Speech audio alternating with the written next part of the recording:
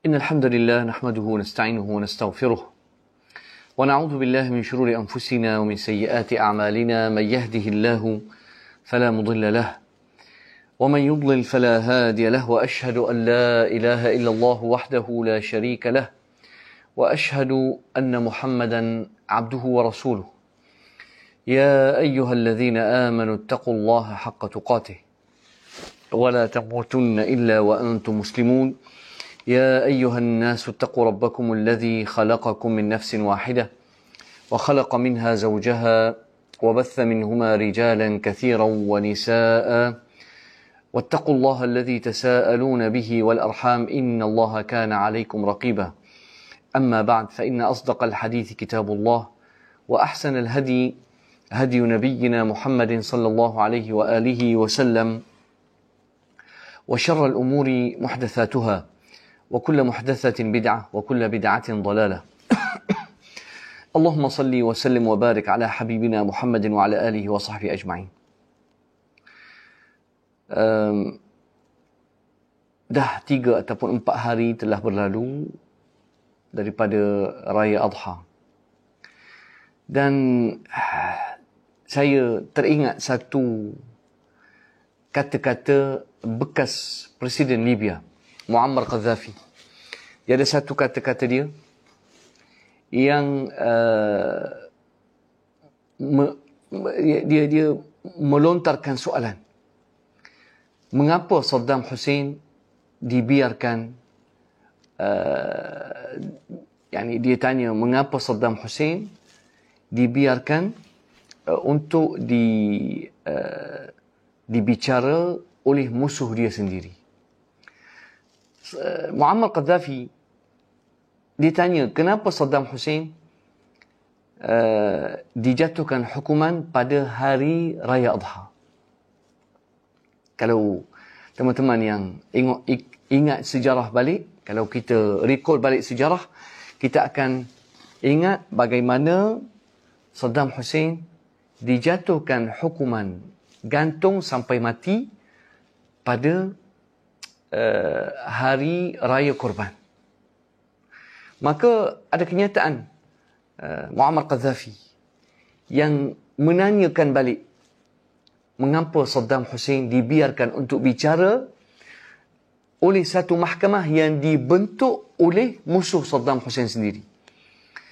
Kemudian Muammar Gaddafi dia sebut beberapa perkara mengenai apa yang akan berlaku. Sangat menarik kenyataan dia. Sebab tu saya buat kuliah hari ini lain sikit. Saya buat perubahan sikit. Walaupun sepatutnya saya kena sambung kuliah saya mengenai siri Jom Baiki Salat. Tapi hari ini saya buat. Saya nak bagi tahu ikhwani, bagaimana negara Islam dan politik negara Islam akan melalui fasa yang sangat mengerikan. Satu negara Islam demi satu negara yang akan jatuh dan akan digulingkan presiden dia, dan akan wujudkan keadaan huru-hara di negara itu. Jom kita dengar kata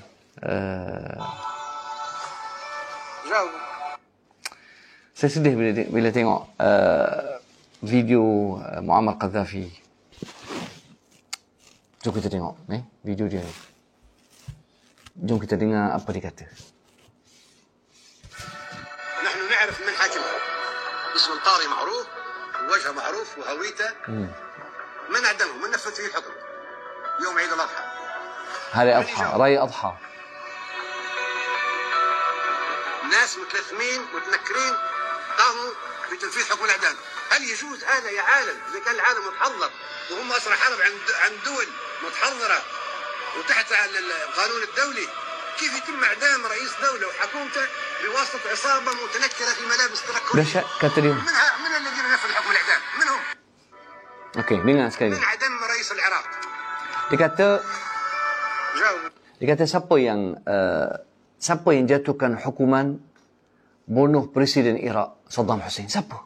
Soalan dia cantik. Siapa yang pegang dunia ini? نحن نعرف من حاكمها اسم القاري معروف. Dia kata Muammar Gaddafi kata kami tahu siapakah qadi yang menguruskan mahkamah di mana Saddam Hussein dibicarakan. Nama dia terkenal dan siapa dia pun kita tahu, bagaimana dia boleh dinaikkan. Wajah dia dikenali. Siapakah yang laksanakan hukuman gantung sampai mati terhadap Saddam Hussein? Siapa dia? Siapa boleh jawab?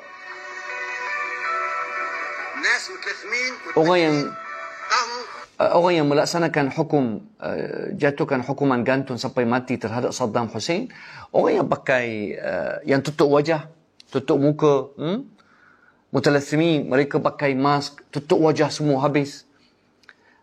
Subhanallah.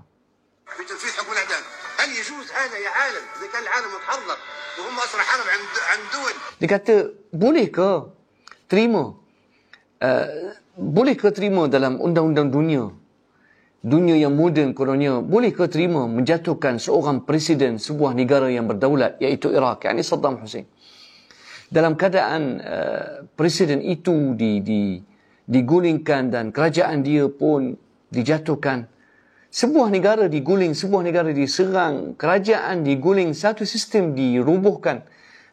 Maksudnya Muammar Gaddafi tanya dalam ni rasanya majlis Al-Ummah Al-Muttahidah,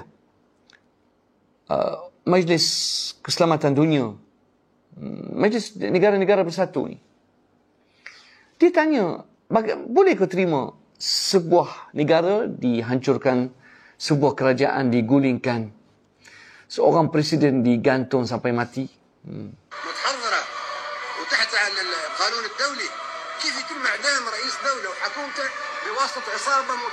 Bagaimana boleh menjatuhkan hukuman gantung sampai mati terhadap presiden sebuah negara dan kerajaan dia pun dihukum sekali oleh satu isabah, satu geng? Betul. Saddam Hussein dibunuh oleh satu geng. Ibarat macam satu geng jahat, satu kelompok samsing datang ke negara itu dan kemudian boleh ambil alih negara Iraq dan tiba-tiba boleh jatuhkan hukuman mati terhadap seorang presiden yang telah memerintah sebuah negara begitu lama. Macam mana boleh berlaku? Dahsyat soalan dia.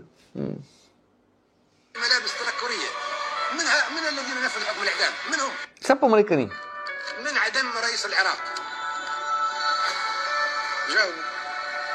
نحن نعرف من حاكمها. اسم القاضي معروف ووجهه معروف وهويته. من أعدمه؟ من نفذ فيه الحكم يوم عيد الأضحى. عيد الأضحى. Sebab tu yang saya sedih bila Gaddafi dikata, yalah, soalan dia sangat membuka minda kita. Bagaimana Iraq dijatuhkan? Bagaimana, bayangkan tuan, kita ada kerajaan di sebuah negara, tiba-tiba pemimpin kerajaan ini dijatuhkan, kemudian ditangkap, kemudian dikemukakan kepada satu mahkamah yang dibentuk dalam keadaan cepat, dan kerajaan sebuah negara digulingkan. Subhanallah, bagaimana persoalan Muammar Gaddafi menunjukkan bahawasanya, adakah kita hidup di zaman negara yang moden ataupun adakah kita hidup di zaman masyarakat yang moden? Tidak sebenarnya. Sebab Muammar Gaddafi dikata bagaimana boleh melaksanakan dan jatuhkan hukuman gantung sampai mati terhadap seorang presiden dan boleh jatuhkan hukuman mati terhadap kerajaan dia sekelip mata. Sebab tu teman-teman yang rahmati Allah, masa tu Gaddafi masih lagi presiden Libya. Tapi tengok, lepas Saddam jatuh 2003, datang pula Arab Spring, kemudian Mesir pun kerajaan dijatuhkan dengan satu permainan. Kemudian Mesir satu-satunya negara yang tak pernah ada pilihan raya. Diwujudkan sistem demokrasi tiba-tiba. Kemudian walaupun Muhammad Mursi rahimahullah menjadi presiden yang dipilih oleh masyarakat, tak boleh digulingkan oleh menteri pertahanan dia sendiri, pengkhianat Al-Fattah Al-Sisi. Kemudian Libya pula, Muammar Gaddafi digulingkan oleh masyarakat dia, oleh rakyat dia. Siapa memerintah dunia? Dan soalan yang paling mengerikan, siapakah mangsa, negara Arab manakah yang akan jadi mangsa lepas ni? Kita tak tahu ilmu ghaib. bukan kerja kita. Tapi persoalan dan kata-kata Muammar Gaddafi akan menyebabkan kita sentiasa berhati-hati dengan percaturan politik dunia. Dan wallahu alam, dia ada satu kenyataan lagi yang sangat dahsyat. Dia akan cerita, ya Allah, dahsyat dia ni. Tapi tengok bagaimana media arus perdana dulu. Dulu media arus perdana menunjukkan kepada kita bahawasanya Muammar Gaddafi seorang presiden yang gila, seorang presiden yang tidak ada akal, seorang presiden yang tidak waras. Sebenarnya dia seorang yang bijak. Dan dia antara orang yang sangat tidak disukai oleh Barat dan Amerika Syarikat. Antara kelebihan Muammar Gaddafi dulu, dia telah menjaminkan hidupan yang sangat senang bagi rakyat dia. Muammar Gaddafi menggunakan hasil negara dia untuk mendidik masyarakat dia dan bagi dia mereka pelajaran tinggi. Saya ingat tahun 2002 bila saya buat master di UKM, seorang rakyat Libya, seorang beasiswa ataupun seorang pelajar Libya yang dibiayai oleh kerajaan dia, dapat 1 bulan dalam RM9,000. Ingat tak? 1 bulan ataupun 2 bulan sekali dapat beasiswa RM9,000. Ingat tak? Masa tu saya belajar kat UKM. Saya tahu pelajar-pelajar Libya mendapat pembiayaan untuk mereka sambung pelajaran tinggi, kadang-kadang sampai RM10,000 sebulan. Masa tu 2002, bayangkan RM10,000 seorang pelajar dapat. Baik, yang ni nak bagi tahu fitnah yang berlaku di akhir zaman, ikhwani, sangat dahsyat. Dan Amerika dan Europe dan yang diperintah oleh Yahudi, bila-bila masa mereka akan hancurkan negara Arab. Siapakah mangsa seterusnya? Wallahu alam, bagi saya lah. Saya rasa mangsa seterusnya adalah negara Arab Saudi. Negara Arab Saudi. Kalau korang perasan sekarang ni, bagaimana media sosial cuba untuk memburukkan imej kerajaan Saudi di mata kita. Betul tak? Bukan saya nak pertahankan Muhammad bin Salman. Muhammad bin Salman pun, dia buat banyak perkara. Muhammad bin Salman ditolak dan kerajaan Arab Saudi dipush, ditolak. Supaya mengikut kehendak Amerika Syarikat 100%. Apa yang Amerika minta, Arab Saudi ikut. Sebab apa? Arab Saudi tahu, kalau dia melawan Amerika Syarikat, dia akan jadi mangsa seterusnya. Kenapa Saddam Hussein dijatuhkan? Kenapa Muammar Gaddafi digulingkan oleh rakyat sendiri? Siapa yang memburukkan Muammar Gaddafi supaya dibenci oleh masyarakat antarabangsa? Media. Dulu tak ada media sosial. Dulu ada media arus perdana. Media sosial sekarang ni, siapa yang kontrol? Boleh jawab soalan saya? Facebook, siapa kontrol? TikTok, siapa kontrol? YouTube, siapa kontrol? Walaupun mereka membiarkan kita ada sedikit ruang untuk bicara cara rasional, tapi mereka kontrol juga media sosial. Cuba tengok YouTube awak sekarang ni, siapa yang kontrol iklan-iklan yang masuk tiba-tiba? Facebook, siapa yang kontrol? YouTube, TikTok, Instagram, siapa yang kontrol? Yahudi, barakallahu fikum. Orang jawab sendiri. Maka sekarang ni, imej negara Arab Saudi dirosakkan berbagai cara. Antaranya menuduh negara Arab Saudi sebagai negara Wahabi. Walaupun begitu, Muhammad bin Salman kata kami tak nak Wahabi, tak nak dah. Tapi masih diburukkan. Seorang pemimpin yang Islamik seperti Muhammad Al-Isa yang baru ni menunjukkan simpati terhadap orang Yahudi dan berkata semua agama adalah saudara dan sebagainya, walaupun ditentang oleh ulama sunnah yang lain. Tapi kita melihat bagaimana Arab Saudi terpaksa mengikut langkah-langkah yang telah diukir dan ditulis, senario yang ditulis dan telah disediakan oleh Amerika Syarikat. Saudi terpaksa ikut. Walaupun begitu, Amerika nak juga jadikan Saudi mangsa seterusnya. Kita minta Allah Subhanahu Wa Taala selamatkan negara Islam. Jangan kita mengharapkan kejatuhan sebuah negara Islam. Sebab Saudi pun negara Islam. Walaupun dipimpin oleh Muhammad bin Salman, tapi kita kena ingat ramai umat Islam yang duduk di sana. Saya tak nak cakap banyak. Saya nak dengar satu lagi ucapan Muammar Gaddafi. Jadi satu perkara yang Muammar Gaddafi sebut mengenai sebab berlaku peperangan antara Rusia dan Ukraine. Dahsyat. Dahsyat. Memang saya suka apa dia kata. Muammar Gaddafi, tengok, dia akan cerita kenapa Ukraine dan Rusia berperang. Siapa yang mencetuskan peperangan antara Rusia dan Ukraine? Dia cerita juga benda yang indah juga. Mengenai ketamakan, kerakusan Barat mengenai ekonomi. Sebenarnya Barat ni, Amerika khususnya, dia nak menjaminkan ekonomi negara dia. Bagaimana? Melalui merampas dan menguasai kawasan minyak. Sebab kita tahu, konflik yang akan tercetus tak lama lagi, sama ada konflik minyak ataupun konflik tenaga. Itu yang paling penting bagi Amerika Syarikat. Nah, jom kita tengok dengan Muammar Gaddafi kata apa. ليش يزحفوا نحو روسيا؟ حلف الأطلسي ماشي نحو روسيا نفس أهداف نابليون وهتلر هي أهداف حلف الأطلسي، الوصول إلى البترول والغاز والفحم، البترول، غاز، بسي، الاحتلال. هذه واضحة جدا. والروس متكلمين معايا على أعلى مستويات وقايلين إحنا رانا عارفين هذا الهدف.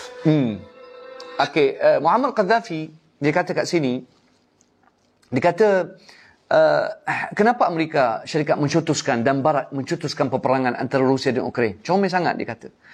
Dia kata kerana Rusia ni sejak dulu, sejak zaman Napoleon, bekas presiden, bekas seorang ketua France yang dulu, Napoleon Bonaparte, dia pernah menyerang Napoleon Bonaparte pernah menyerang Rusia dulu.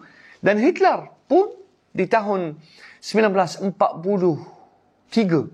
Hitler telah melancarkan peperangan terhadap Rusia. Sebab apa?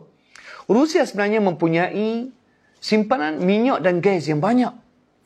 Gas cecair yang banyak sangat ada di Rusia, kemudian ada di Qatar. Tapi masih lagi bekalan dan simpanan gas cecair yang diperlukan oleh Eropah paling banyak di Rusia. Gaddafi sekarang ni akan membongkarkan hubungan dia yang sangat kuat. Gaddafi dengan Rusia sebenarnya mereka ada hubungan diplomatik yang sangat kuat. Dan Gaddafi akan kata dan akan meluahkan keluhan pihak Rusia terhadap ketamaan Barat mengenai simpanan gas yang ada di Rusia. Bukan setakat gas, simpanan gas, bahan-bahan mineral yang ada di Rusia seperti besi dan sebagainya. Jom kita dengar sekali lagi. Rusia, حلف الأطلسي ماشي نحو روسيا. Dia kata kenapa NATO banyak nak bergerak terhadap Rusia? NATO seperti Napoleon dulu.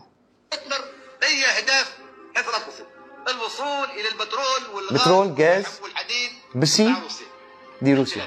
هذه واضحة جدا. والروس متكلمين معايا على أعلى مستويات وقايلين إحنا رانا عارفين هذا. Dia kata Rusia dah cakap dengan dia. Pihak Rusia, pihak pemerintah di Rusia dah di peringkat tinggi dah cakap dengan Gaddafi mengenai kerisauan dan kebimbangan mereka. Mereka risau terhadap rancangan dan ketamakan dan kerakusan pihak NATO. NATO memang nak Rusia, dia kata. قال عارفين احنا هدفهم شنو؟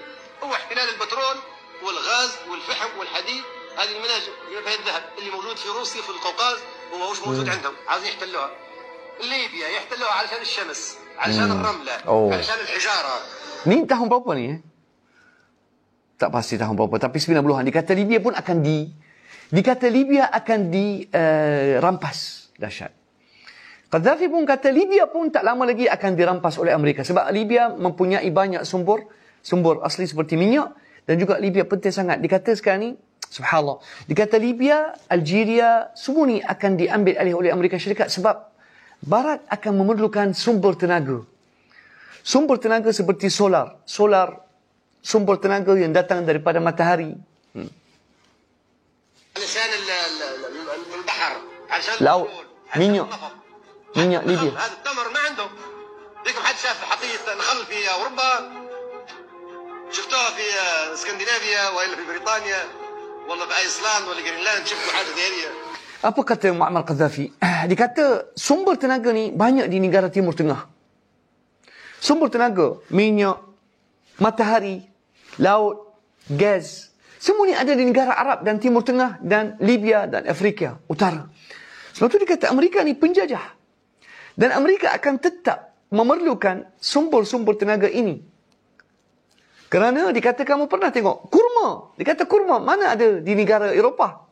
Kamu ingat Scandinavian, ya, negara Skandinavia, Sweden, Denmark, Iceland. Negara ni sebenarnya tak ada benda dikata. Tak ada benda. Jadi Muammar Gaddafi dia buka minda masyarakat dia bahawasanya Barat tak akan berhenti rampas dan serang dan jajah negara Arab dan negara Timur Tengah dan negara Utara Afrika supaya mendapat sumber tenaga. The source of power. Dia orang nak ni. Nak pasir. Nak pasir. Ya. Tahu tak di Jordan, di Syria banyak fosfat dan sumber potasium dan sumber gas cecair. Rusia pun sama. Dia akan jadi mangsa. Subhanallah. Dikata negara Arab sebagai syurga bagi mereka.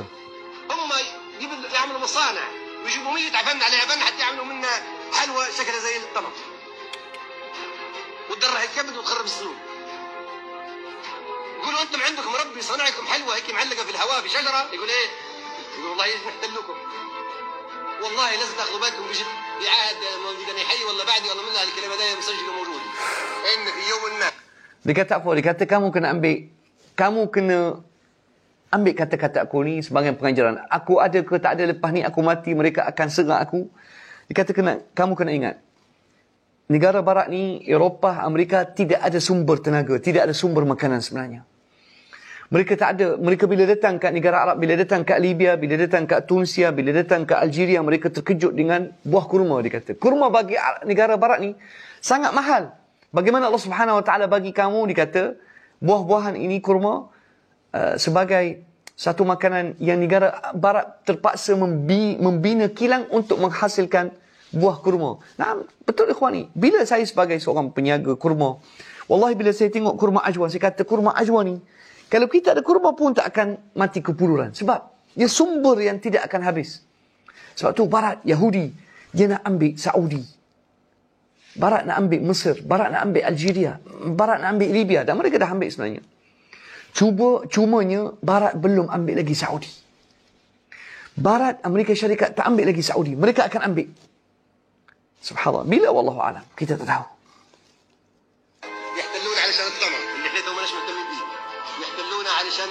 Mereka akan jajah kita kerana lauk kami. Mereka akan jajah kita kerana kurma.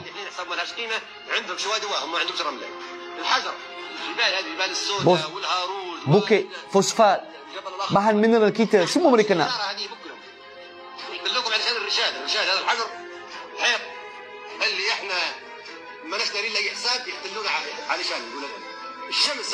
Matahari mereka nak ambil. Mereka akan jejak kita kerana matahari. NATO akan serang kamu. Kecuali kalau orang Arab bersatu dan mereka ada kekuatan. Dahsyat. Dia kata kalau serang Mauritania, kata Muammar Gaddafi, kalau mereka serang Mauritania pun kita kena bangkit. Kalau mereka kacau Iraq, sepatutnya kita bangkit. Kalau mereka kacau Djibouti, kalau mereka kacau, tengok, dia ada fikrah, dia ada idea untuk menyatukan negara Arab. Tapi subhanallah, tengok bagaimana masalah umat Islam, dia pecah belah sebab tidak ada. Sebab tu pendapat saya, wallahualam, moga Allah rahmati dia. Pendapat saya, teman-teman yang dirahmati Allah, Muammar Gaddafi menyeru untuk menyatukan umat Arab. Tapi bagi saya Islam lebih besar. Islam boleh menyatukan bukan hanya orang Arab. Islam boleh menyatukan seluruh umat dunia. Tapi seperti mana Allah Subhanahu Wa Taala dah sebut, Allah Subhanahu Wa Taala kata, wa'adallahu alladhina amanu minkum wa 'amilus salihat la yastakhlifannahum fil ardi kama istakhlafa alladhina min qablihim. Wa'adallahu alladhina amanu minkum wa 'amilus salihat la yastakhlifannahum fil ardi kama istakhlafa alladhina min qablikum وليمكنن وعد الله الذين آمنوا منكم وعملوا الصالحات ليستخلفنهم في الأرض كما استخلف الذين من قبلهم وليمكنن لهم دينهم الذي ارتضى لهم. Allah Subhanahu Wa Taala Kalau betul kita jaga agama Allah, Islam. Kalau kita betul-betul bertakwa, Allah Subhanahu Wa Taala akan bagi kita sebab-sebab untuk memerintah dan menyatukan umat dan menjaga tanah air kita. Tapi selagi kita tidak menjadikan agama Islam sebagai sumber kekuatan, umat Arab tak akan bersatu. Tengok, Iraq bila diserang, Iraq tahun 90-an, bila diserang, antara negara paling awal membantu Amerika Syarikat dan Barat untuk menghancurkan Iraq adalah negara Islam. Amerika Syarikat tidak akan dapat terbangkan jet pejuang dia kalau Saudi tidak bagi dia menggunakan ruang udara supaya serang Iraq. Amerika Syarikat tak akan dapat menghancurkan tentera udara Iraq selagi Qatar tidak memberikan tanah dia. Dan kalau Qatar tidak memberikan lapangan terbang dia untuk Amerika Syarikat dan Barat, maka Amerika Syarikat tidak akan dapat menyerang Iraq. Siapa yang menyediakan maklumat, logistik, perisikan kepada Amerika dan British dan Australia supaya serang Iraq? Oman, Qatar, Emirat, Bahrain, Saudi. Negara Arab sendiri yang bersubhat dengan musuh Allah untuk menyerang Iraq. Di manakah firman Allah Subhanahu Wa Taala, ya ayyuhalladzina amanu la tattakhidul yahuda wan nasara awliya. Di manakah perintah Allah Subhanahu Wa Taala dalam surah Al-Maidah, wahai orang beriman, jangan menggunakan Yahudi dan Nasrani sebagai sekutu. Ya ayyuhalladzina amanu la tattakhidul yahuda wan nasara awliya. Ba'dhum awliya'u ba'd. Yahudi dan Nasrani mereka sekutu, tapi kita meletakkan Quran tepi.